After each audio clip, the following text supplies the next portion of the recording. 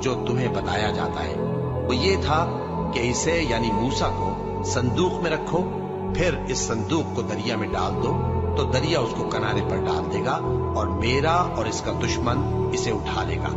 اور موسیٰ، میں نے تم پر اپنی طرف سے محبت ڈال دی اور اس لیے کہ تم میرے سامنے پرورش پاؤ۔ جب تمہاری بہن وہاں فرعون کے ہاں گئی اور کہنے لگی کہ میں تمہیں اس کا پتہ دوں جو اس کو پالے پوسے، تو اس طریق سے ہم نے تم کو تمہاری ماں کے پاس پہنچا دیا تاکہ ان کی آنکھیں ٹھنڈی ہوں اور وہ رنج نہ کریں۔ اور تم نے ایک شخص کو کئی بار آزمائش کی، پھر تم کئی سال اہل مدین میں ٹھہرے رہے۔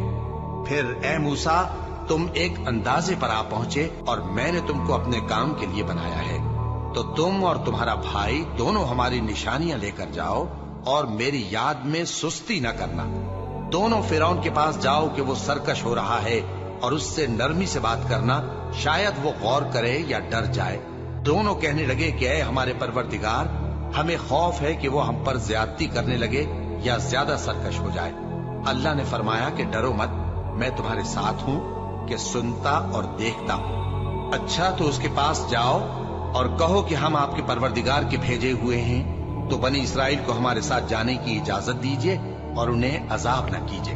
ہم آپ کے پاس آپ کے پروردگار کی طرف سے نشانی لے کر آئے ہیں، اور جو ہدایت کی بات مانے اس کو سلامتی ہو۔ ہماری طرف یہ وحی آئی ہے کہ جو جھٹلائے اور منہ پھیرے اس کے لیے عذاب تیار ہے۔ غرض موسیٰ اور ہارون فرعون کے پاس گئے۔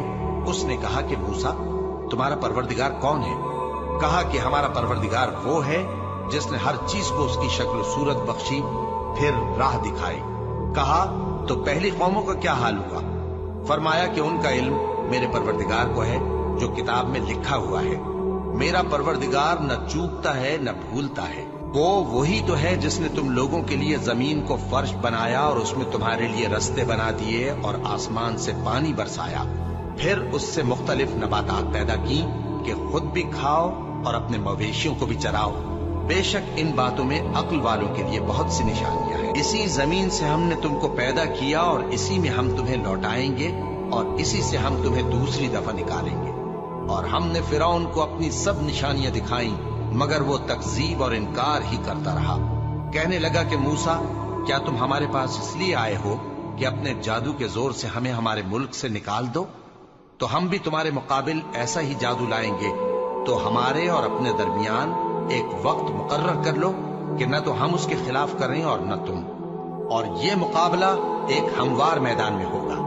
موسیٰ نے کہا کہ آپ کے لیے یوم زینت کا وعدہ ہے، اور یہ کہ لوگ اس روز دن چڑھے اکٹھے